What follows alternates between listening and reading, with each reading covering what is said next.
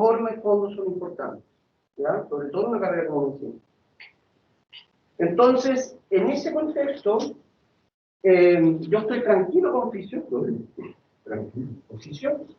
porque vamos a buen tranco y sobre todo ahora que vamos a retomar presencialidad, me parece que básicamente cada 2 semanas voy a poder tener la chance de verlos a todos, ¿no? Porque son 50 y tantos, 22 por cada vez, ahí se está haciendo, ¿no es cierto?, la bicicleta.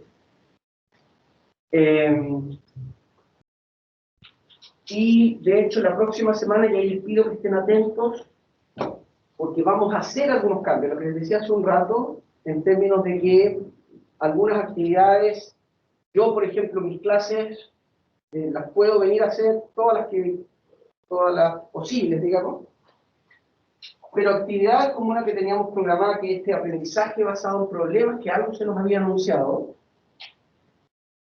que van a participar algunos tutores, algunos internos, algunos invitados clínicos, es una actividad que es interesante. Yo la estaba pensando, Diego Valenzuela, el secretario de estudio, y yo creo que es una buena instancia para ustedes. Ya al principio yo había estado un poquito receloso de ofrecer un par de sesiones para la actividad, les confieso, pero en virtud que vamos a buen tiempo, que tenemos en la práctica módulos de sobra, ¿okay? Pero es una actividad que les puede ayudar porque en mi percepción, algo que les falta a ustedes, y probablemente gran parte es porque hemos estado todos aislados, es acostumbrarse más a dialogar, a echar afuera conocimiento, a perder un poquito el temor a equivocarse, a pulir el discurso en virtud del momento de lo que están haciendo, ¿ya? Esta semana, y parte de lo que quiero hacer, y por eso tengo que suspender el taller en Euro, quiero coordinar bien algunas actividades para que asistan estos internos, tutores clínicos, pero entonces la próxima semana, lo más probable es que volvamos a tener un horario como el que teníamos en línea, porque la actividad ya está en línea. Entonces ahí me preocupa mucho, porque de la carrera dijeron, bueno, pero puedes volver al horario, pero me imagino, y podría ser perfectamente plausible que algunos de ustedes hayan hecho ajustes también en sus horarios de otras actividades, en virtud de que les estamos diciendo que están cambiando los horarios, ¿no? En particular yo, como le comentaba aquí a los primeros que llegaron, dentro de las peticiones que hice para venir era evitarme los horarios de mayor tráfico en Santiago, que si conozcan Santiago saben cómo es esa ciudad. Particularmente salí muy temprano y llegar muy tarde, y por eso se comprimió el horario. Ahí tuve la con Covarrubias, resultar el horario de las 5. Pero algunas actividades eventualmente van a volver a ese horario. Entonces les pido que si hay problemas, si alguien tiene que hacer ajustes, es complejo, que están trabajando, si no entrenan o hacen otras actividades, también cuéntenme, porque tenemos que ir balanceando el tiempo de todo, eso es lo más importante, ¿ya? Con los talleres en fisio, estamos virtualmente listos. Con el profe, creo que el profe Sistema ya les dijo, pero ya no hay más actividad programada. Hay un par de actividades solo para que sepan que nuestra esperanza era que ustedes pudiesen hacerse al menos un electrocardiograma, este era el escenario ideal que íbamos a hacer, cuando vimos el electrocardio, obviamente, que pudiesen hacer una espirometría y quizá un electromiograma o algo más, ¿ya? No se pudo, no por mala gestión, sino que por el contexto de la pandemia no nos renovaron los electrodos, etc. Pero aún así existe la posibilidad de hacerlo en algún momento, ¿ya? Lo que yo le comentaba a la doctora Carrera, si en la universidad no nos podemos poner creativos, entonces ¿dónde? ¿Ya? Por último, podemos hacer ese taller, estoy inventando. Es más, ¿no? Es lo mismo, ¿ya? Yo, como profesor de fisiología y de neuro, me interesa, más allá que esté evaluado en la prueba, que estudiantes de segundo año hagan un electrocardiograma, hagan una espirometría, ¿ya? Entonces también les pido que visualicen, digamos, esa gestión más a largo plazo que también la estamos haciendo. No crean que, por ejemplo, por el hecho de que no hayamos hecho el electrocardiograma, ya no. ¿Cómo podemos hacerlo? Finalmente, si hay ganas, se puede hacer. ¿Ok? Yo puedo venir un día extra, de nuevo, estoy inventando, venir un día extra, y si ustedes tienen una tarde libre, podemos hacer un taller de electrocardiograma, ¿ya? Entonces, para que nos bajemos un poquito también el nivel de ansiedad y estrés, estamos todos, ¿no es cierto? Se nos viene el fin de año, con la exigencia académica, con todo lo que trae un fin de año, y eso es complejo, ¿ya? Entonces, finalmente les pido que estén atentos a que pueden haber algunos vaivenes, por ejemplo, con esta actividad basada en problemas. Estoy tratando de conseguir, y de nuevo para eso necesito tiempo no presencial con estudiantes, de que nos asignen una sala más grande, porque hay salas grandes disponibles en este horario. Lo que pasa es que por defecto no están destinadas a pregrado. Lo que es, no sé cómo decirlo en palabras legales, ¿ya? Pero la sala de posgrado de abajo tiene un aforo de casi 35 personas, sala en el otro lado, entonces, pero bueno,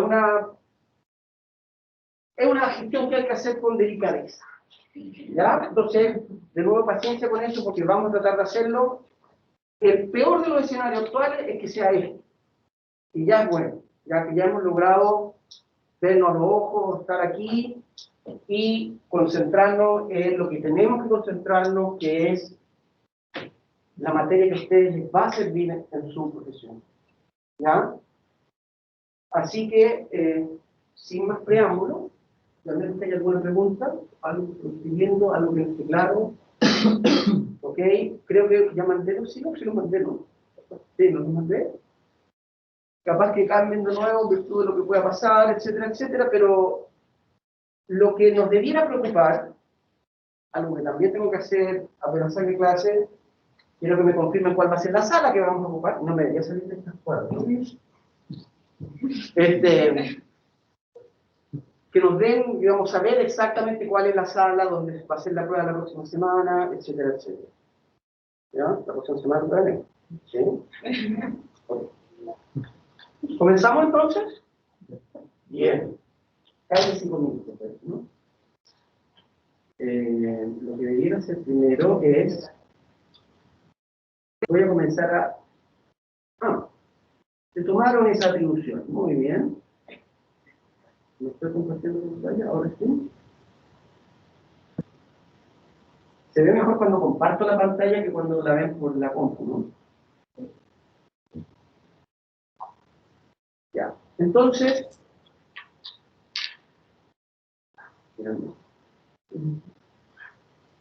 Ya.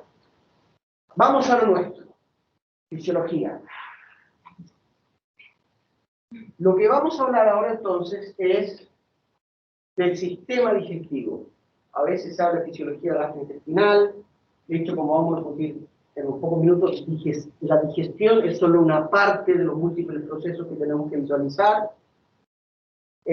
Y más allá de lo evidente que es que ustedes reconozcan algunos procesos fisiológicos claves, hay dos puntos que son interesantes a discutir cuando hablamos de fisiología digestiva. Primero, que el sistema digestivo no está en consonancia con el resto del organismo. De hecho, ¿qué quiero decir cuando digo no está en consonancia? Piensen en la respuesta simpática, ¿no es cierto? Esta respuesta a la alerta.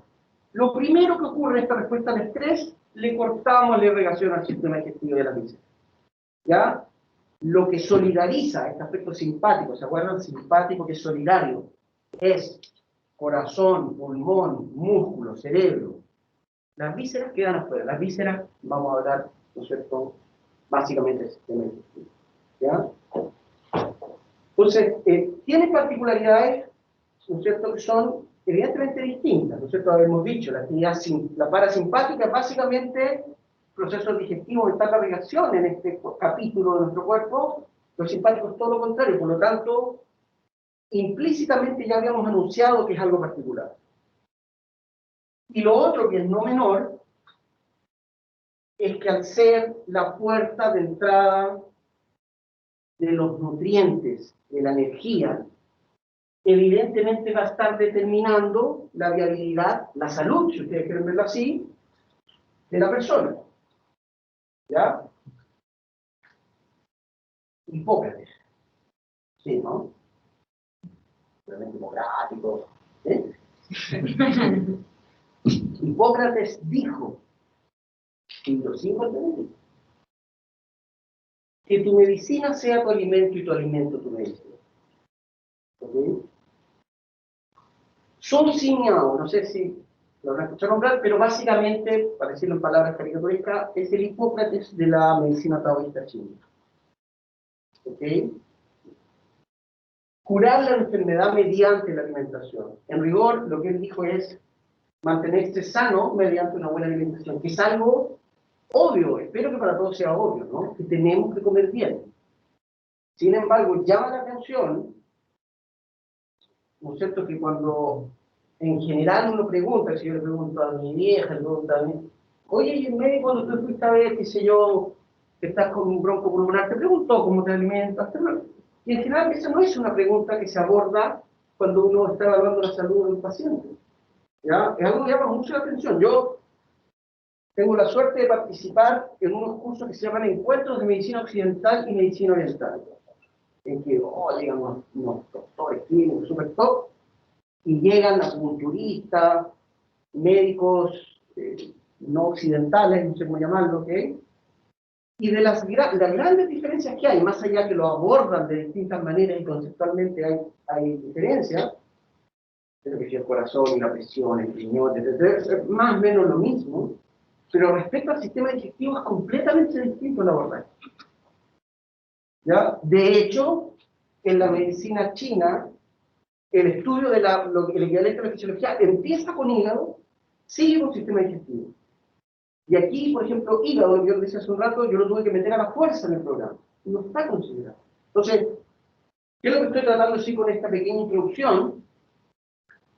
Que a pesar, digamos, no obviemos lo obvio. ¿No es cierto? Cuando uno dice, sí, dormir bien es súper importante. Sí, comer bien es súper importante. Pero hay que aterrizar a piso eso, y cuando ustedes se preocupen como terapeutas de sus pacientes, es lo primero que tienen que visualizar. En la medicina china antigua, por ejemplo, en los pequeños villorrios, todas las personas le pagaban al médico un pequeño impuestito, le hacían el sueldo entre toda la villa, y si alguien se enfermaba, dejaba de pagar. Lo dije era al revés de cómo es acá. No tendría por qué ser así, pero lo que estoy queriendo visualizar, ¿no es cierto?, es la importancia que tiene en la salud el sistema digestivo. ¿Ya? Pero bueno, vamos aterrizando los temas. ¿Ya? Aquí lo primero que tenemos que allanar para poder hacer un buen análisis, ¿no es cierto?, es que tengamos claros los conceptos, los procesos, los términos que vamos a estar utilizando. ¿Ok? Pero voy a contar. En el más allá se ve bien la pizarra, ¿no? Si yo apunto acá, ¿ven bien?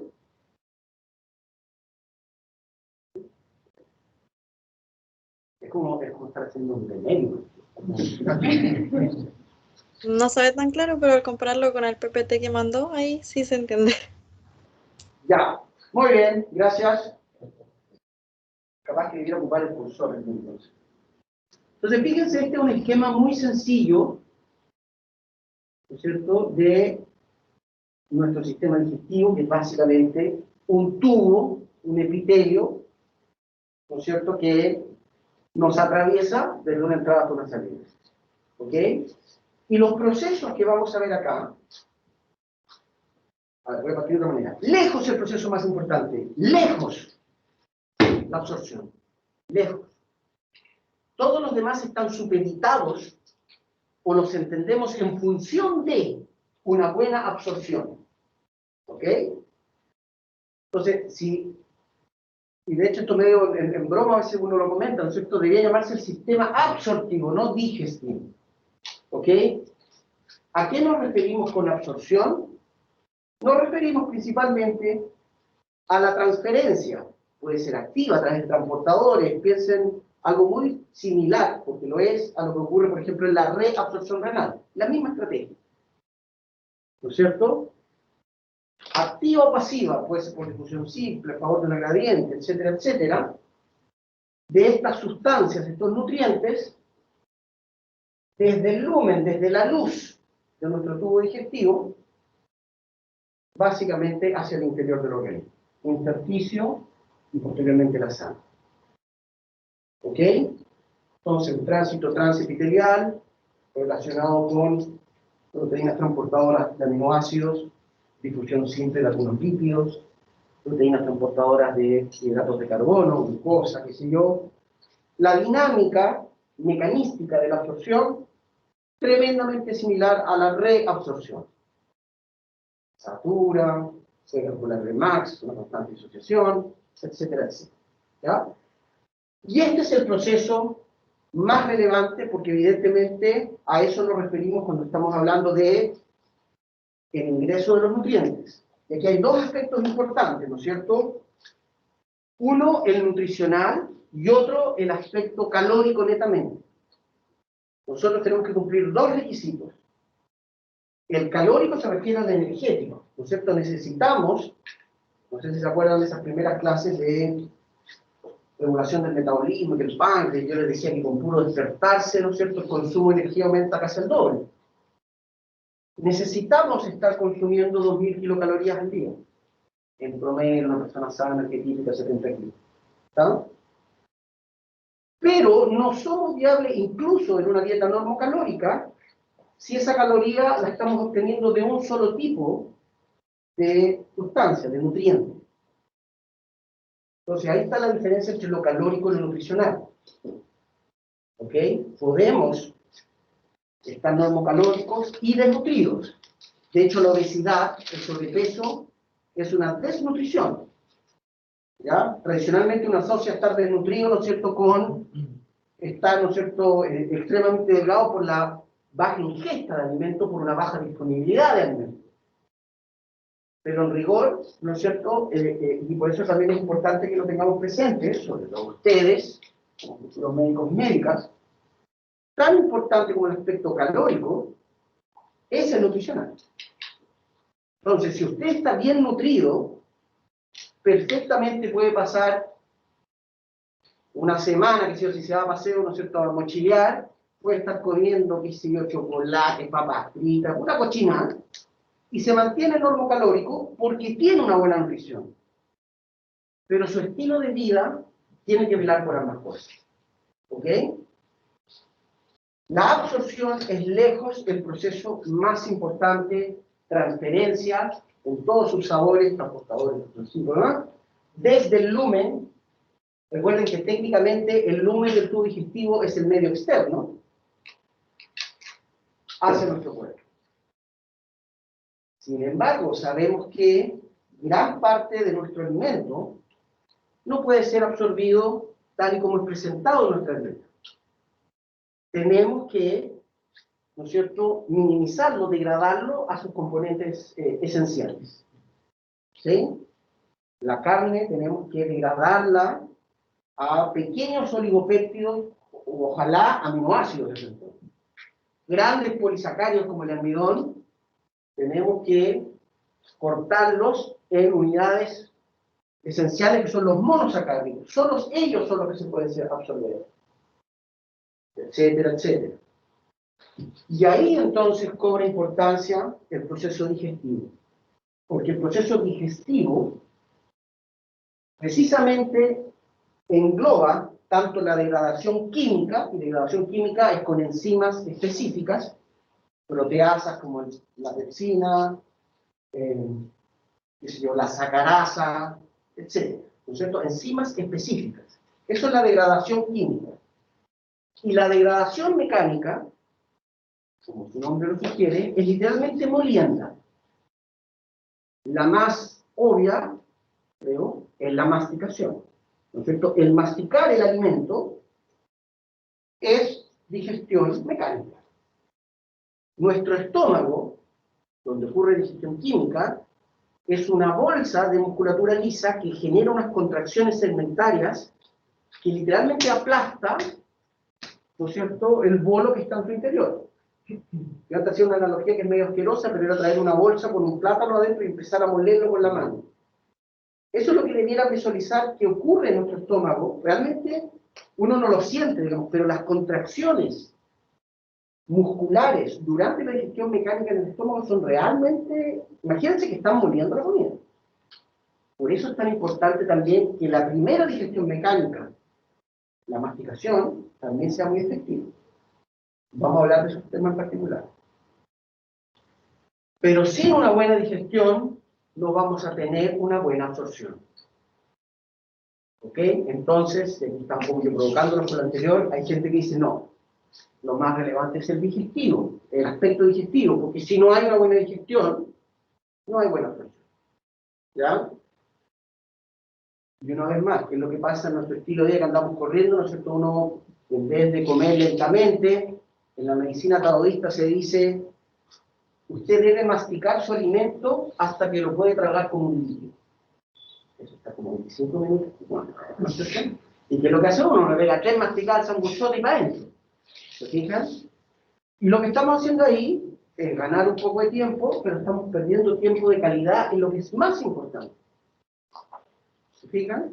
Entonces, también, y algo que yo he visto mucho cuando se habla del sistema digestivo es la baja educación que tenemos como sociedad en todos los aspectos relacionados con la comida. Desde una buena digestión mecánica, darse el tiempo para comer, hasta preocuparse del aspecto nutricional. ¿No es cierto? Entonces, en general, en líneas generales,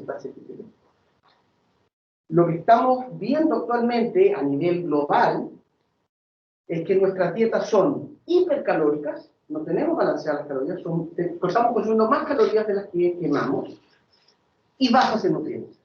Entonces estamos mal, ¿ok? El otro aspecto que es importante a considerar respecto a las funciones del sistema digestivo, que no solamente van a ser, ¿no es cierto?, la obtención de los nutrientes, sino que, evidentemente, desechar los desechos, valga la redundancia, es la motilidad, ¿ok?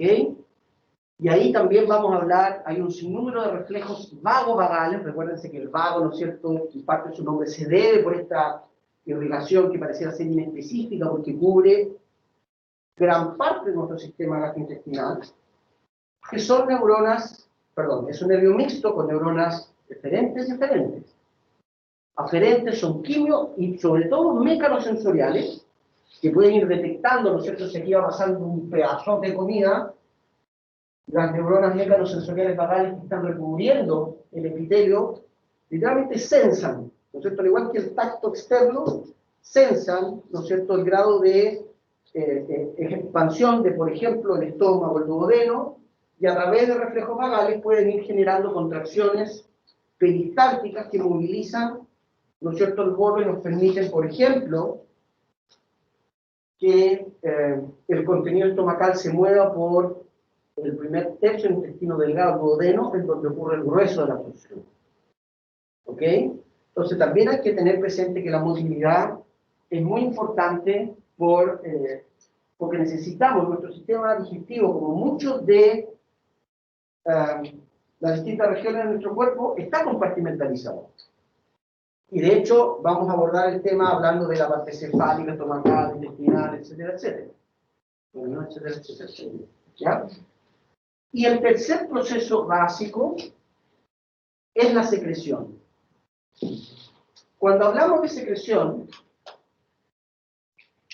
estamos hablando, ¿no es cierto?, del paso de agua, generalmente hacia el lumen, pero por supuesto también hacia otros territorios. Y vamos a hablar de eso. Pero dentro de la secreción, no solo, ¿no es cierto?, está el agua, por cierto, y los electrolitos del plasma que ayudan, entre otras cosas, a humedecer y lubricar el alimento, ¿no es cierto?, el bolo, el quimo que se va moviendo, sino que debemos considerar también secreciones gástricas, ácidas, que permiten una degradación por acidez, secreciones pancreáticas, los jugos pancreáticos donde hay enzimas proteolíticas muy importantes, secreciones hepáticas, las sales biliares que permiten emulsionar las grasas y son esenciales, entonces, en la absorción de uno de nuestros principales grupos nutricionales que son los lípidos. ¿Ya?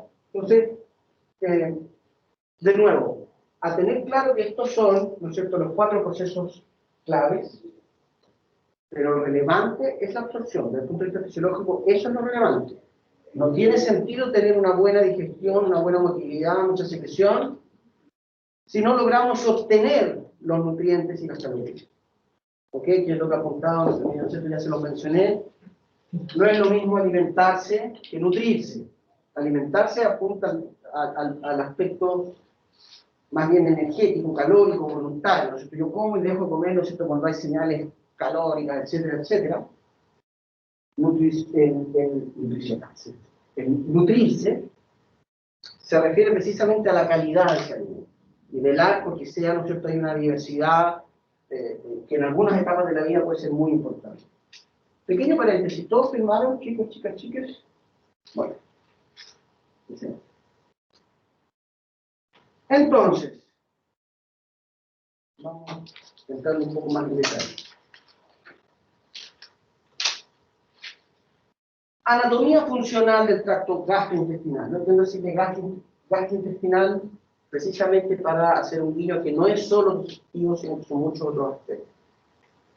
Y como les estaba mencionando recién, recuerden que todo nuestro sistema gastrointestinal, ¿no es cierto?, en la práctica lo podemos ver como un epitelio continuo, ¿no es cierto?, que tiene ciertas especificaciones, que las vamos a detallar, revestido por musculatura lisa, en algunas regiones también estriada, ¿no es cierto?, y hay un tipo, no sé si en anato lo habrán visto, la musculatura circular interna y locucional externa, ¿se acuerdan de eso, no? Que nos va a permitir, como yo lo menciono no tan académicamente, el efecto dentrífico, ¿no es cierto?, cuando uno aprieta la parte de dentro, exactamente lo que hace la musculatura, por ejemplo, del intestino delgado y que permite entender que hay un movimiento vectorial, ¿no es cierto?, del contenido estomacal, intestinal, etcétera, etcétera. ¿Ya? Lo otro que también es importante saber, tener en cuenta, ¿no es cierto?, en el análisis de la fisiología digestiva, es la presencia de los esfínteres, que precisamente permiten segmentar distintas regiones del sistema digestivo, ¿no es cierto? Esfínter esofágico externo, interno, el píloro, los esfínteres anales, etc., van a cumplir, ¿no es cierto?, un papel importante en determinar los tiempos de residencia de los alimentos en las distintas regiones. Particularmente importante, y lo vamos a ver, es a nivel estomacal, ¿no es cierto? La residencia de los alimentos en el estómago en un ambiente extremadamente ácido precisa que el esfínter esofágico inferior, interno, ¿lo viste hace un rato? Es inferior y superior, ¿no?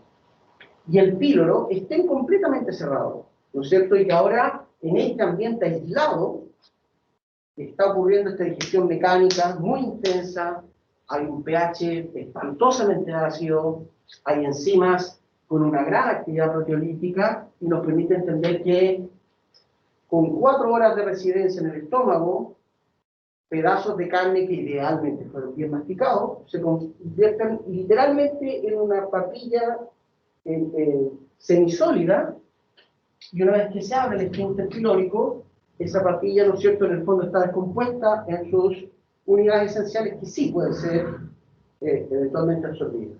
¿Ya?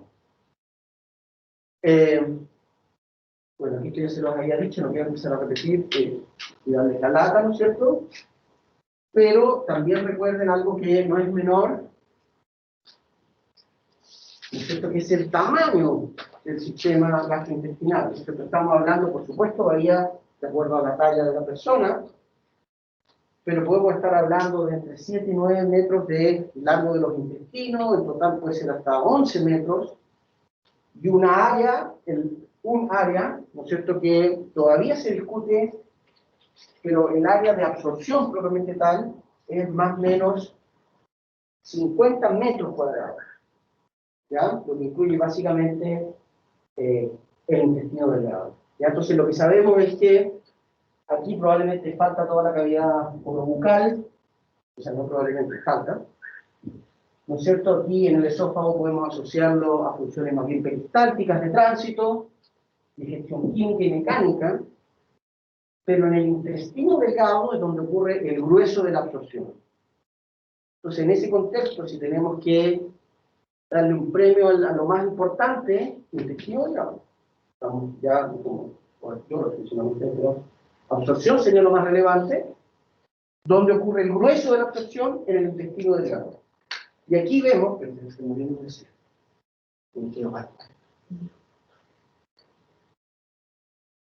al igual de lo que ocurre en nuestros riñoncitos, ¿no es cierto? ¿Se acuerdan que en los riñones se filtra el plasma e inmediatamente empieza la absorción y 2/3 de la absorción ocurren en el túbulo contorneado proximal? Aquí, el equivalente al filtrado sería, se abre el píloro, vaciamiento estomacal. El grueso de la absorción ocurre en el duodeno, que es la primera porción, la más rostral del intestino delgado.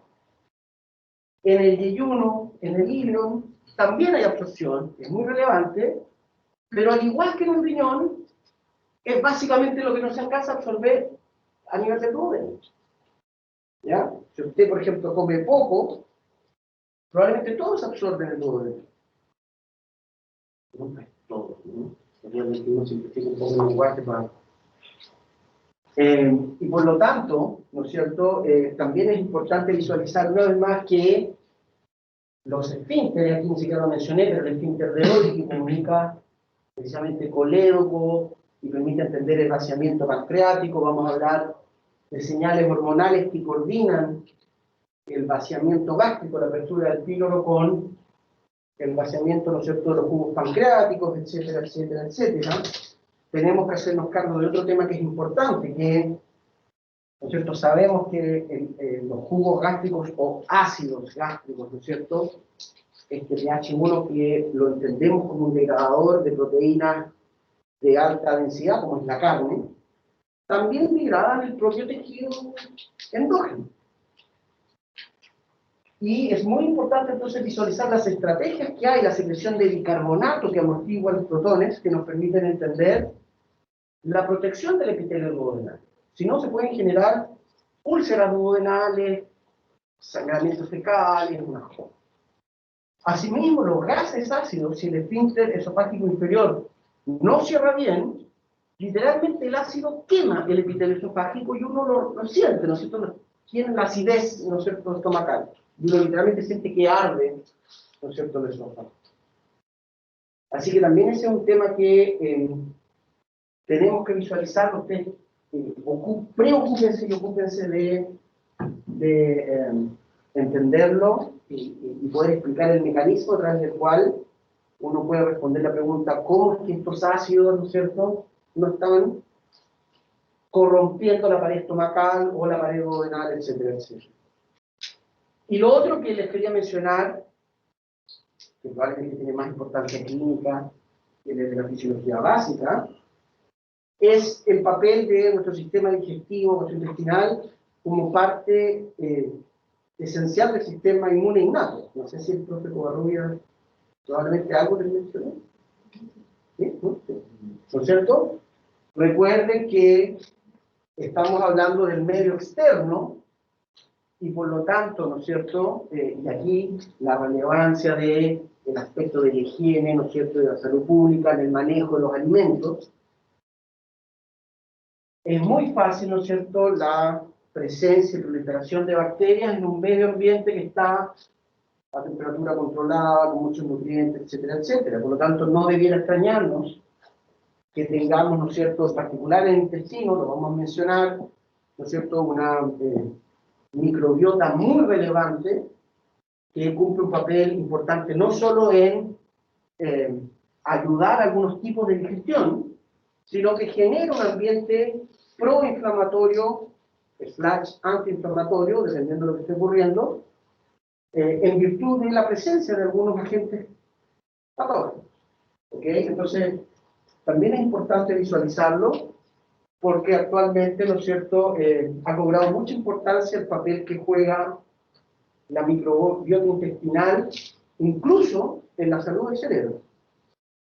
¿Ya? Y ahí han salido trabajos de investigación en los últimos 5 años que permiten visualizar que pacientes con Alzheimer que tienen una microbiota poco diversa, tienen un Alzheimer más agresivo. En cambio, pacientes que tienen una microbiota intestinal, me refiero, más diversa, llamémoslo saludable, en esa comunicación que en parte es a través del nervio vago, permite también que este escenario inmune se traduzca en un escenario antiinflamatorio a través de las microvías en el encéfalo. ¿Ya? Y no debiera extrañarnos tanto, porque como hemos dicho varias veces, nuestro cuerpo es una sola unidad. ¿No es cierto? No es un sistema digestivo, un cerebro, un riñón, ¿no es cierto? Es una unidad. Entonces no es tan extraño que ocurran estas cosas. ¿Ya? Sí. La verdad que estudio metanfetamina. ¿Ya? En el sistema digestivo, por ejemplo, ¿qué pasaría si con una inflamación en el intestino grueso se escaparan las bacterias? O sea, puede pasar. De nuevo, aquí lo que hay que visualizar es mi frase célebre, que no es mía, sino que para hacer la dosis hacer veneno. Es decir, si tú tienes un paciente con una úlcera, incluso una ruptura de la pared intestinal, sobre todo el intestino grueso, eso puede crear una sepsis, una infección generalizada y muerte del paciente, pero va a depender de la magnitud de eso, ¿ya? Pero en la parte más caudal del intestino delgado, en el ilion, y aquí donde empieza el partido del puesto, circulación porta-hepática, ¿no? En el hígado y en esta región hay macrófagos residentes, al igual que en los pulmones, como mencionamos en el sistema respiratorio, que permiten estar monitoreando constantemente qué pasa con estas poblaciones de Chirichaco, realmente la diversidad de bacterias que están ahí es muy grande, y por supuesto, uno de los problemas que trae aparejado una disfunción del sistema, particularmente intestinal, es el riesgo de una infección generalizada que puede provocar la muerte si no es tratada a tiempo. Ya, eso es un hecho. ¿Ya? En particular sabemos que nuestro sistema digestivo, se los voy a mencionar cuando hablemos, capaz que la tarde alcanzamos a mencionarlo, ante la hipoxia, cuando disminuye el oxígeno en la circulación gastrointestinal, se genera una respuesta inflamatoria muy marcada, producto de estos macrófagos. ¿Y cuándo se puede generar una hipoxia marcada en el sistema digestivo, en el sistema gastrointestinal, perdón? Cuando hay una descarga de adrenalina y los receptores alfa-adrenérgicos visualizan, por favor, todo el territorio, desde el estómago hasta la parte más caudal del intestino. Esto es circulación, ¿no es cierto?, visceral, completamente saturada, receptores alfa-adrenérgicos que generan vasoconstricción. Entonces, una persona con estrés, etcétera, etcétera, empieza a haber una menor circulación de sangre arterial en esta región, y eso empieza a generar, no es que se genere una inflamación, pero empieza a aumentar lentamente el escenario inflamatorio. ¿Se fija? Y eso empieza a cambiar el perfil de la microbiota y finalmente de la salud de todo el sistema digestivo. ¿Ya? Entonces es un balance muy fino. Vamos a también eventualmente hablar de alguna de esas cosas. ¿Ya? Y de la circulación porta-hepática, algunos aspectos los vamos a mencionar, ¿no es cierto? Pero le vamos a dar el énfasis cuando le dediquemos una clase o dos a la fisiología del hígado propiamente tal. ¿Ya? Aquí estamos, ¿no es cierto?, entrando de alguna manera de a poco en, ¿no es cierto?, definiciones, conceptos, aspectos que tenemos que tener claros para que a la hora de hacer análisis más complejos todos, ¿no es cierto?, tengamos un buen sustrato en donde hacer el mismo análisis. ¿Ya? Cuando hacemos este análisis, ¿no es cierto?, de la organización anatomofuncional, si quieren verlo así, del tracto gastrointestinal, vemos que más o menos en todas las regiones la disposición, ¿no es cierto?, en capas es bastante estereotipada, ¿ya? Es decir, es más o menos la misma. ¿Ok? Y de nuevo aquí no quiero hablar de cosas que probablemente vieron en detalles en anatomía, en morfo, pero recuerden que una clásica estrategia de absorción, más bien de comunicación con el medio ambiente de las células, es aumentar la superficie. ¿No es cierto? Cuando hablamos que nuestros intestinos tienen 9 metros de largo y 50 metros cuadrados de área de intercambio, ahí los cálculos no dan, ¿no es cierto? Ya es importante que, al igual que muchas de las células que hemos hablado, hay, ¿no es cierto?, esta estrategia de evaginaciones de la membrana, que nos permite aumentar muchísimo el área de intercambio con, ¿no es cierto?, la comida que está en el lumen, ¿ya? Y hay tanto estos vellos, o microvellosidades, están ambas, como las criptas, es decir, ¿no es cierto?, que serían invaginaciones. Y en algunos casos esas invaginaciones se han especializado tanto que forman glándulas, ¿ya? Las glándulas en el sistema digestivo, todas son invaginaciones que han ido derivando en aspectos cada vez más específicos, incluso las glándulas gástricas. Todas son invaginaciones de la membrana y que de a poco se van especializando, ¿no es cierto? Los distintos fenotipos celulares van haciéndose cargo de distintos aspectos, qué sé yo, algunas secretan bicarbonato, otras secretan pepsina, etcétera, etcétera. ¿Ya?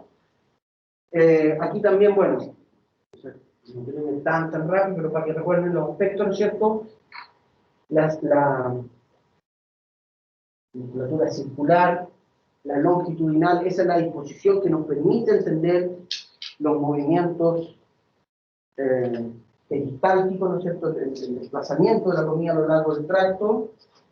Pero aquí lo que es más exquisito desde el punto de vista mecanístico, porque esto, recuerden, cómo se logran esas contracciones, es a través de sinapsis neuromusculares, ¿no es cierto?, neuronas vagales principalmente. Recuerden que en este caso el sistema digestivo es el parasimpático que estimula, ¿sí? No es el simpático. Lo que hace, para que no se vayan a perder, lo que hace el simpático en la fisiología digestiva es inhibirla. No nos va a interesar, ¿no es cierto?, que la digestión y que los juguitos gástricos cuando tengo que salir corriendo a agarrarnos atrás con alguien. ¿Sí? Podría dar un ejemplo un poquito más bien. Entonces, visualicen siempre actividad secretagoga, ¿no es cierto?, que las glándulas empiecen a secretar, valga la redundancia, de sustancias, hormonas, contracción muscular. Eso es estimulación principalmente vagal, ¿no es cierto? Hay una gran cantidad de receptores muscarínicos asociados a la proteína GQ y el calcio, todo eso que les gusta tanto a ustedes. Aumento de calcio en la musculatura lisa, una vuelta, es contracción. Y lo que sabemos, si lo pudiésemos ver, quiero ocupar la pizarra, si pudiésemos ver, ¿no es cierto?, de manera muy esquemática, el tubo digestivo, estamos diciendo que hay musculatura lisa acá y musculatura circular. Literalmente vamos a estar viendo sinapsis neuromusculares. Aquí estaría el ganglio nodoso del vago, esto proyecta el núcleo trocoencéfalo, lo mismo, pero la inervación es literalmente, cada un micrómetro vamos a ver una terminal sináptica. Y eso nos permite entender que esto se vaya contrayendo aquí, aquí, aquí, y se va moviendo literalmente. Uno ve la onda contráctil que se mueve. ¿Ya? Entonces, la inervación del sistema digestivo es realmente muy llamativo, porque desde el punto de vista de las eferencias, ¿no es cierto?, del gobierno central, autonómico, por cierto, esto no es cortical, ¿no es cierto?, nosotros no decidimos movilizarlas, ¿no es cierto?, ocurre espontáneamente, no espontáneamente, circadianamente en parte, es por una tremenda relación. Pero además, como, entre comillas, sabe, ¿no es cierto?, el nervio vago que tiene que ir presionando justo aquí porque aquí está el alimento, es porque aquí también están las propias neuronas vagales, mecanosensoriales, que están haciendo el reporte hacia el trocoencéfalo. Y eso es lo que se conoce como los reflejos vago-vagales. El mismo vago va sensando lo que ocurre en el intestino, y por esa misma rama, pero ahora las neuronas eferentes generan la descarga acetilcolina, receptores muscarínicos, calcio, contracción, y vamos movilizando lo que sea. ¿Ya? Y desde el punto de vista de la absorción, las veredas del cuerpo son los enterocitos. ¿no es cierto? Los enterocitos son células epiteliales que son las que tienen esta microvellosidad y están altamente especializadas en la absorción. ¿Ok? Es decir, hagan una similitud entre un enterocito y una célula epitelial del túbulo contorneado proximal. ¿Ya? Gran, ¿no es cierto?, microvellosidades, una gran expresión de proteínas de transporte que nos permiten entender un transporte muy efectivo de los nutrientes. Ahí tiene que haber un tránsito transepitelial, la absorción, finalmente es que esto nos llegue al interior del organismo, ¿no es cierto?, donde está la irrigación, y por lo tanto precisamos también, ¿no es cierto?, una maquinaria que permita ese tránsito transepitelial, no solo el capturarlo, formación de potasio de teasa, mitocondrias, etcétera, etcétera. Sin embargo, los enterocitos no tienen este frenesí energético que hay en el riñón. Es similar, es muy similar, pero no es esta demanda de ATP, de oxígeno, estas cantidades de mitocondrias, ¿ya? Pero la estrategia, una vez más, como ocurre en la biología de los sistemas vivos, ¿no es cierto?, las estrategias exitosas se van reproduciendo en distintos sistemas, ¿ya? Y las otras células que también van a ser muy importantes para que los enterocitos cumplan esta función esencial de absorción, son las que se conocen como enteroendocrinas, muy parecidas a las células cromafines de la médula adrenal, o a las células enterocromafines del epitelio de las vías aéreas, ¿no es cierto?, que son células que están secretando péptidos, que están secretando algunas aminas, como la serotonina. Al igual, ¿se acuerdan que en las vías respiratorias decíamos que había unas células que secretaban serotonina y que permitían la movilización de la mucosidad, etcétera? Aquí ocurre lo mismo. La serotonina, de hecho, se describió mucho antes que como neurotransmisor, como ¿no es cierto?, una amina regulatoria de las funciones digestivas. ¿Tá? Y en particular ayudan mucho a los enterocitos. Las células enteroendocrinas, por ejemplo, tienen canales mecanosensores, son mecanosensoriales. Entonces, en virtud de que hay presencia de alimento, esta libera serotonina y eso acelera, por ejemplo, los procesos absortivos, aumentarle la cinética, los transportadores de aminoácidos, etcétera, etcétera. ¿Ya? Cuando empecemos a hablar ya más en detalle de absorción, visualicen, porque no lo voy a especificar porque ya de alguna manera lo hemos hecho, pero cuando decimos absorción de aminoácidos, o transporte de aminoácidos sólidos. Absorción de glucosa, el cotransporte sodio-glucosa en la apical, el GLUT en la vasolateral. Las mismas estrategias que vemos en territorio renal. ¿Ya? No le vamos a dar mayor énfasis porque ya se lo dimos, solo ahora les pido que visualicen eso para que puedan entender cómo ocurre el tránsito de la sustancia, ¿no es cierto?, a través del epitelio duodenal. ¿Ya? Ya, y este aspecto importante, ¿no es cierto?, que apunta a lo que yo les estaba diciendo al principio, ¿no es cierto?, que es tan importante como comer, es saber parar de comer, ¿no es cierto?, algo que cada vez nos cuesta más. ¿Ya? Dígame. Me hace la pregunta sobre el plexo submucoso y mientérico. ¿Ya? Ahí se encuentran los receptores mecanosensoriales, ¿no? Ahí también hay, pero en general, y de nuevo, para que lo... ¿no? Gonzalo. Voy a colgar la pregunta a Gonzalo para que tengan siempre presente, si estamos hablando, ¿no es cierto?, del sistema digestivo, que finalmente es el movimiento del alimento y convirtiéndose en una cosa asquerosa, está lleno de sensores mecánicos. Está lleno de sensores mecánicos por todos lados. Entonces, efectivamente, en los plexos, y está, lo vamos a mencionar, ¿no es cierto?, que algunos autores, investigadores dicen sistema nervioso entérico, ¿no es cierto?, como una entidad separada del sistema nervioso autónomo, si quieren verlo así. Realmente, los plexos de estas neuronas en el sistema digestivo, en número, son más que, por ejemplo, el del cerebro, del cerebro de un pulpo. Hay mayor número de neuronas, es más intrincada el circuito. O sea, realmente son, ¿qué es lo que quiero decirles con esto? Que estos plexos neuronales en el territorio digestivo realmente son muy complejos. ¿Ya? Los vamos a mencionar porque efectivamente ahí hay aspectos mecanosensoriales y también una red interconectada a través de sinapsis eléctrica también que permite coordinar grandes sectores, etcétera, etcétera. ¿Ya? Pero los vamos a mencionar específicamente de Gonzalo. Lo que aquí quería decirles entonces es que en virtud que es relevante, ¿no es cierto?, el aspecto nutricional y que tengamos, ¿no es cierto?, la capacidad, sobre todo el modelo, de absorber distintos tipos de aminoácidos, distintos tipos de carbohidratos, distintos tipos de líquidos, es también el balance energético, algo que, ¿no es cierto?, lo analizamos cuando hablamos de páncreas endocrino, etcétera, ¿no es cierto? Y aquí un papel muy importante lo cumple nuestro querido hipotálamo, ¿no es cierto? En el hipotálamo podemos decir que existen neuronas, existe lo que se conoce como el centro de la saciedad. Neuronas, ¿no es cierto?, que de alguna manera, ¿no es cierto?, que está relativamente identificada, ¿no es cierto?, pero nos genera la sensación de plenitud cuando estamos comiendo. ¿Ok? Y eso es muy importante precisamente para poder mantener ahora sí el balance calórico. Aquí una vez más lo que hay que tener presente es que el sistema digestivo humano, cuando surgió la especie Homo sapiens, ¿no es cierto?, el escenario que vivía Homo sapiens era un escenario en que se morían de hambre.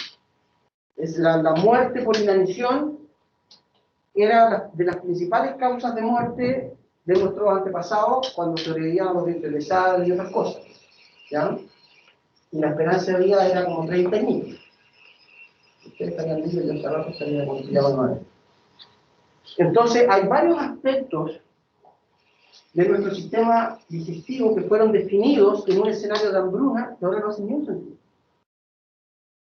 Como por ejemplo, que las señales de saciedad sean muy lentas.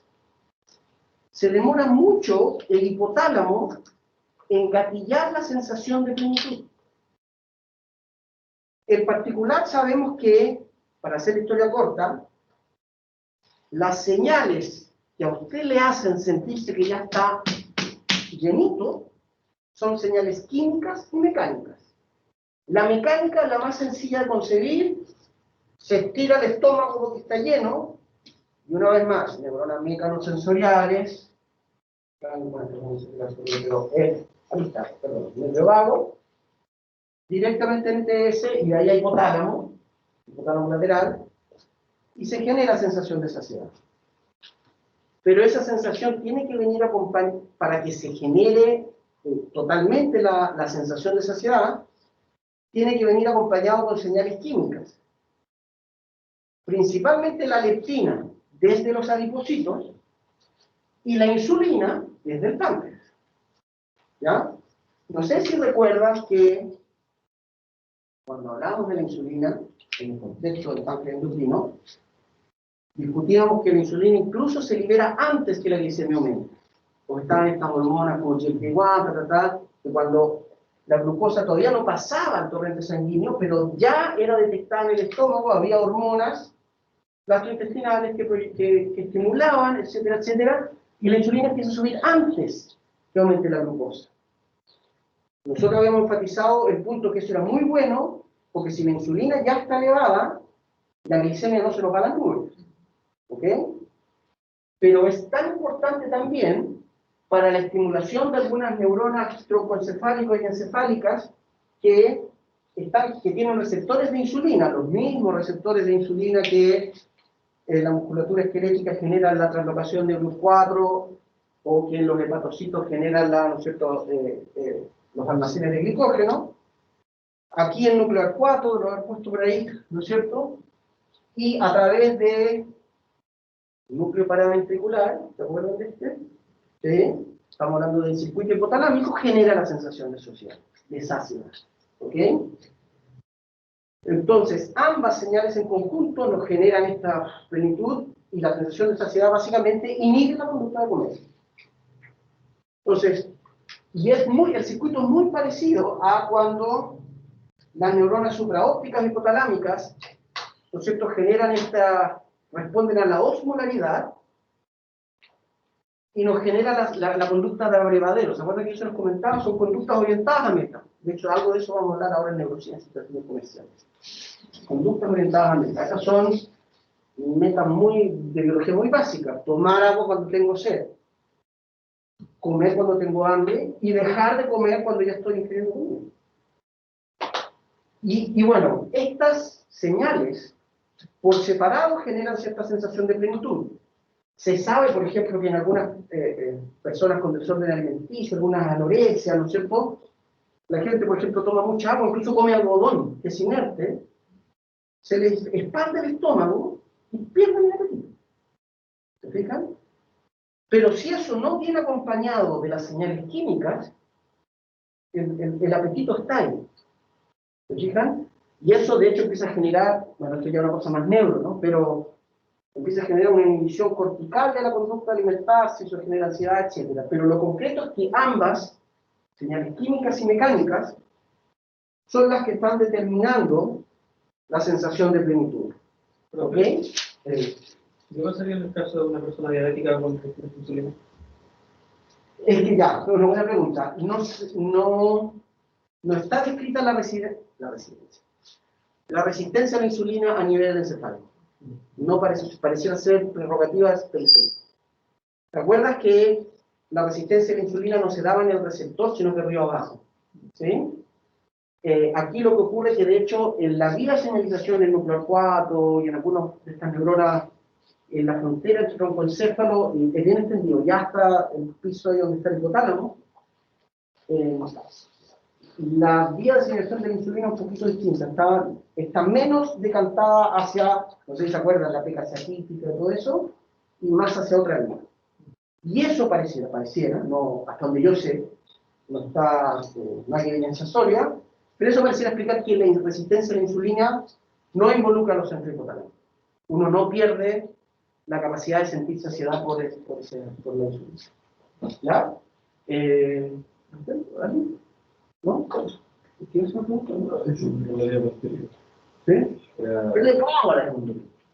Ahí entonces la estimulación mecánica por llenado del estómago llevaba por el nervio vago al nudo del tracto solitario, y luego el hipotálamo lateral.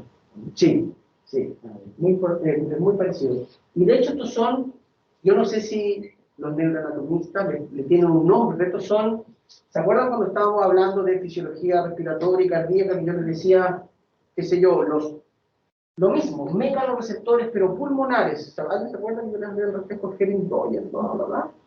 Y es el mismo tipo de aferencias megalosensoriales, pero un poquito más arriba. Cambio nodoso, NTS, de aquí le iban al centro neumotáxico, pero además proyectan hipotálamo. Entonces, una vía interoceptiva muy habitual es acarrear la información a troncoencéfalo, en particular al núcleo del tracto solitario. De ahí se generan muchas respuestas, los reflejos vagovagales, por ejemplo, pero NTS le reporta al jefe suyo, que es el hipotálamo. El hipotálamo, en virtud, entonces, se puede generar un reflejo, y el hipotálamo está diciendo, bueno, este reflejo ya, porque no, y a ver cómo vamos con una descarga parasimpática para ayudar. No es para ayudar, estoy caricaturizando. Pero sí. Entonces, sí, después la respuesta de la insulina llega directamente por la sangre, la barrera autoencefálica. Sí.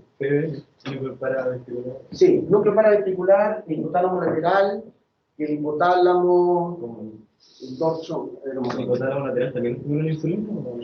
No llega directamente a una estimulación de la insulina, principalmente el núcleo 4 y paraventricular. Y es directo e indirecto con insulina. ¿Arcuán? AR4, Arcuán. núcleo 4. Ah, ya.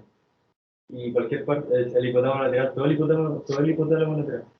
Ah, no, una parte, ventral, dorsal. No estoy seguro, la verdad que no sé. Hipotálamo lateral lo vamos a ver mañana cuando veamos neurología del dormir. El hipotálamo lateral es uno de los núcleos que se conocen como interruptores del sueño vigilia. Si a usted le estimulan el hipotálamo lateral, si usted está durmiendo y le estimulan el hipotálamo lateral, se despierta. Así de categórico es la descarga del hipotálamo lateral con el estado de vigilia o de sueño. Y algunos autores dicen, llama la atención que además, pero en realidad no llama la atención que un núcleo que está haciéndose cargo que estemos despiertos no, también se haga cargo de cómo anda el balance energético, porque cuando nos despertamos, el consumo de energía aumenta y tenemos que echarle leña a la locomotora. O sea, que si a alguien le meten algo en la boca para comer y le pasa insulina a la sangre, se despierta. Es que son, no, porque no Nada son... que ver. No, pero no, porque estos, ahí sí que hay una separación entre un hipotálamo en distintas regiones del hipotálamo lateral. Pero sí se integra la información. Sí se integra la información. ¿Ya? Hipotálamo, como les mencioné en esas clases, es súper complejo cómo se integran informaciones y de hecho proyectan, esto es un cerebro rata, esto es un laboratorio, proyectan a la corteza prefrontal y nos orienta a la conducta. Él le da hambre y se va al refri a comer. ¿Sí? Dígame. ¿Estas señales van prácticamente simultáneas o se retroalimentan entre sí? Porque si no está una, por ejemplo, si no existe la retroalimentación química, no puede haber una señal mecánica de distinción en este momento. Sí, se ha mostrado que son independientes. Como les decía, si tú tienes hambre y te llenas con agua, vamos a poner el ejemplo extremo del algodón, baja la sensación de hambre. Fíjate, te da sensación de... Pero para que se consolide y no pase a los 3 minutos nuevamente te empieza a dar hambre, tiene que venir acompañada temporalmente, de hecho, con un aumento de la leptina y de la insulina. ¿Sí? Y la leptina y la insulina por separado también son capaces de generar una sensación de plenitud. Eso hay experimentos hechos con voluntarios en que usted le puede, no sé, lo tiene calculado, le empieza a aumentar, le pone un suero y le va poniendo leptina. Entonces tú le dices, son voluntarios, y eso se hace así como en el texto, digamos, discutir, ¿no es cierto? Yo voy entregando carteles voluntarios para un trabajo sobre la sociedad, y usted dice, tiene que llegar en ayuno. Llegamos todo de hambre. Y le van poniendo la leptina, y el voluntaria reporta que sí se murió. ¿Se fijan? Si le pone por separado la insulina, empieza a sentir menos hambre, pero le empieza a dar una hipoglicemia, por lo tanto después le dan, ¿se fijan? Tiene ese aspecto dual. ¿Ok? Y, por supuesto, si hay una distensión estomacal también. Las tres por separado son capaces de, digámoslo así, aminorar la sensación de hambre. Por favor. Por eso hay una correlación de, por ejemplo, las personas obesas y que les cuesta más llegar a la sociedad y cuando uno baja de peso, de cierta manera, como que le dan menos hambre.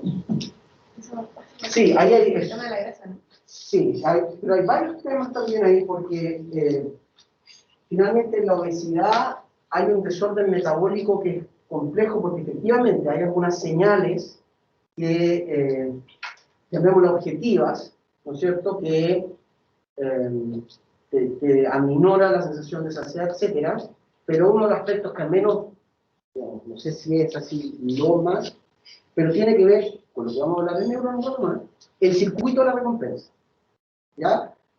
Y para decirlo así bien caricaturescamente, después lo podemos elaborar más, es realmente desde el punto de vista biológico, más allá de alguna, digamos, una consideración ética, pero es parecido a una adicción.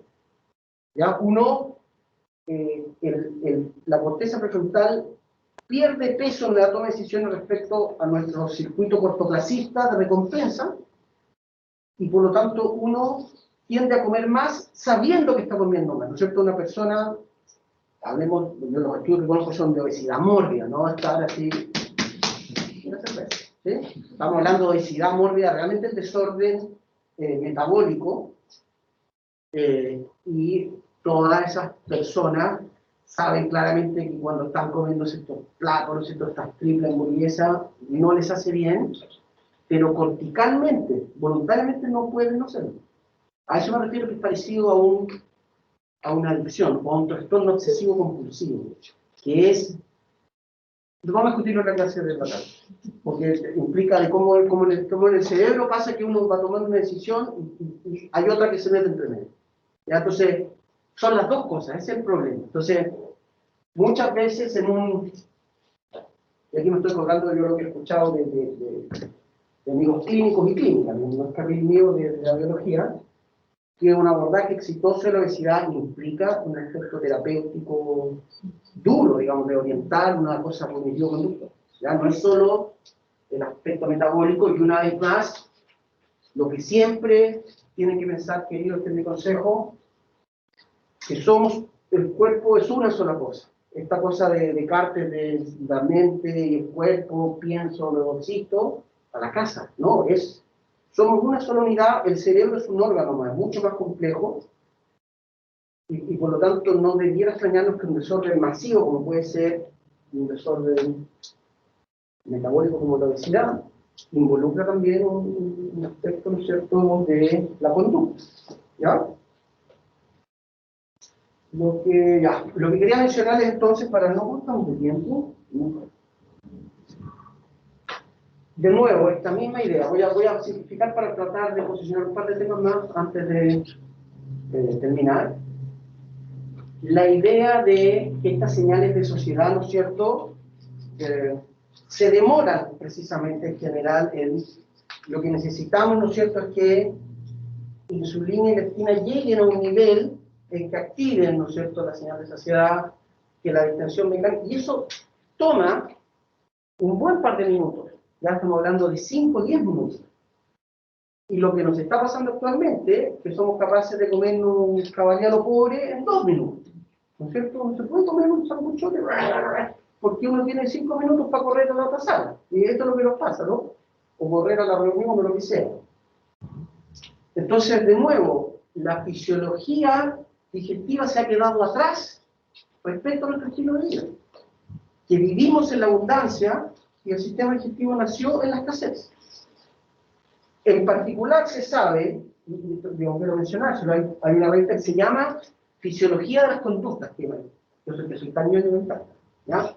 Pero habla de estos aspectos de cómo desde la fisiología se van definiendo nuestras conductas. El hecho concreto, y ahora sí para hacer la historia corta, cuanto más dura lo que se conoce como la fase oral, en la práctica la masticación, que la comida esté en la boca, menos comemos porque nos saciamos antes. Porque parte de la sensación de saciedad ya nace con la entrada de los alimentos a la cavidad bucal. Y con esto casi vamos cerrando un aspecto en la fisiología digestiva. Yo que soy, por ejemplo, neurofisiólogo, la fisiología digestiva siempre llama mucho la atención porque tiene un aspecto anticipatorio muy marcado. Cuando usted olfatea la comida, uno ya empieza a salivar, como si tiene la cogidera igual. ¿Sí? No sé si conocen el clásico ejemplo del perro de Pavlov, ¿lo han escuchado hablar, no? Es el clásico ejemplo de memoria asociativa. Era un perro que lo entrenaron, para quienes no conozcan la historia, un señor apellido Pavlov, tocaba una campanita y el perro aprendió rápidamente que cuando le tocaba la campanita había alimento. El alimento era el estímulo no condicionado, es decir, había alimento y el perro obviamente salivaba. El condicionado era la campanita. Y entonces después pasaba que él tocaba la campanita y el perro salivaba. Fue la primera demostración, estamos hablando de 1800 y poco, la primera demostración de memoria asociativa. El perro era capaz de asociar la campana con el alimento y salivaba. ¿Ya? Eso es, ¿no es cierto?, una fisiología anticipatoria. Y nuestra fisiología digestiva, eso ocurre todo el rato, todo el rato. Entonces, el reflejo pavloviano es ese, ¿no? Usted olfatea la cazuelita que están haciendo en la cocina, ¿no es cierto?, ya empieza a salivar, por decirlo de manera elegante. Mastica el alimento, empieza a aumentar la sensación de saciedad en el cuerpo y en el hipotálamo, empieza a distenderse el esófago. Deglute, traga la comida y empieza el flickering, el parpadeo del esfínter esofágico inferior, se empieza a abrir la entrada del estómago.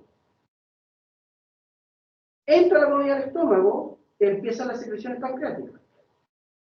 Se fijan, se va preparando río abajo el sistema. Por eso es tan importante lo que yo les decía, estos reflejos vagovagales que están orientados a ir preparando hacia abajo. Y eso nos ha permitido optimizar mucho la eficacia de la absorción y los tiempos de digestión.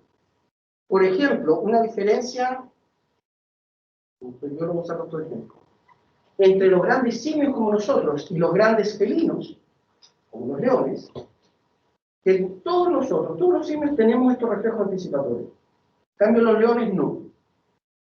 Y los leones cuando comen, que además se comen 25 kilos de carne, se demoran como 8 horas en hacer ejercicio. Entonces empiezan a masticar y, entre comillas, su estómago no sabe que va a llegar carne. Entonces llega una carne y el estómago no está preparado, no ha secretado los ácidos, no ha secretado el pepsinógeno, etcétera, etcétera. Entonces ha sido algo que nos ha optimizado mucho la obtención de los nutrientes. Y hay gente que incluso postula que, y creo que algo esto lo mencioné en la primera clase de neuro, que una de las características de una mayor capacidad cognitiva de nosotros como especie es nuestro sistema digestivo y esta capacidad no solo de, primero, cocinar la comida, que en la práctica es una predigestión, ¿sí?, sino que de tener estas conductas anticipatorias. ¿Ya? Entonces,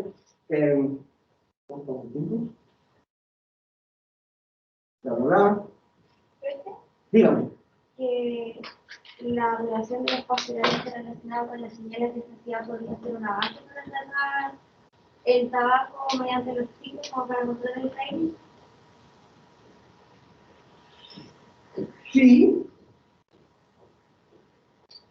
Sí, puede ser, pero ahí hay que hacer otras consideraciones también, pero sí, efectivamente, puede generar, porque genera un efecto de hecho es un efecto ansiolítico. Claro, sí. De hecho, el mismo hecho de comer chicle también, en la típica, ¿no es cierto?, es algo que genera un efecto ansiolítico también, porque genera una sensación parecida a saciedad. No es la saciedad, se llama satiety like. No sé cómo se traduce en castellano. ¿Ok? Pero sí, es cierto. Eso me quedé pensando porque lo había escuchado, lo había leído. De nuevo, lo vamos a dejar entonces, evidentemente, para la tarde, esta idea que hay una comunicación muy, muy elaborada, muy exquisita, anticipatoria, recíproca, etcétera, entre la fisiología digestiva y la neurofisiología, nuestro sistema nervioso, ¿ya? En particular, recuerden los principales estímulos mecánicos y químicos. Por separado, pero juntos generan, ¿no es cierto? Y es algo similar a lo que hablamos de la fisiología sensorial. ¿Se acuerdan cuando yo les digo que por ejemplo, dimensión visual, en nuestro día visual, la desarmamos completamente como si fuese un puzzle y la reconstruimos? ¿Sí? Aquí ocurre algo parecido. Deconfiguramos, ¿no es cierto?, llamémoslo el estímulo, la presencia de la comida, y se van generando estímulos mecánicos y químicos. Aquí está el sistema nervioso entérico, etcétera, que uno podría ver como una estación del sistema nervioso autónomo, pero son, ¿no es cierto?, circuitos neuronales bien complejos que van dando cuenta desde lo que acabamos de mencionar, el aspecto del balance energético, calórico, hasta, por supuesto, la optimización del proceso de absorción, motilidad, secreciones, que aumente el flujo sanguíneo en el territorio visceral cuando hemos comido, es tremendamente importante. ¿Ok? Ya, pero lo vamos a dejar hasta aquí, chicos, chicas, chiques. No sé si hay alguna pregunta. De no verla. Bueno, no sé. Una pregunta. Dígame. ¿Cuál era como la función de la leptina? ¿No? Se ha hecho la insulina, pero La leptina va muy aparejada, son reverberantes, son señales reverberantes. Ambas están haciendo lo mismo. ¿Ya? Hay cierta elaboración porque, por supuesto, que la insulina está muy asociada al aspecto de las exosas, ¿no es cierto? Y la leptina más bien a adipocitos, a las grasas. ¿Ya?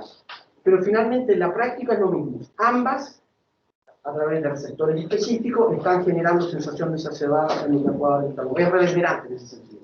Y no debiera extrañarles que una función tan esencial como sentir que estoy satisfecho, satisfecha o no, no descanse en una sola señal, porque si pierde esa señal por alguna razón, entonces que haya dos señales no debieron tener esa señal. ¿Ya? Eso, chicas. No sé, en el más allá, no sé si hay alguna una pregunta.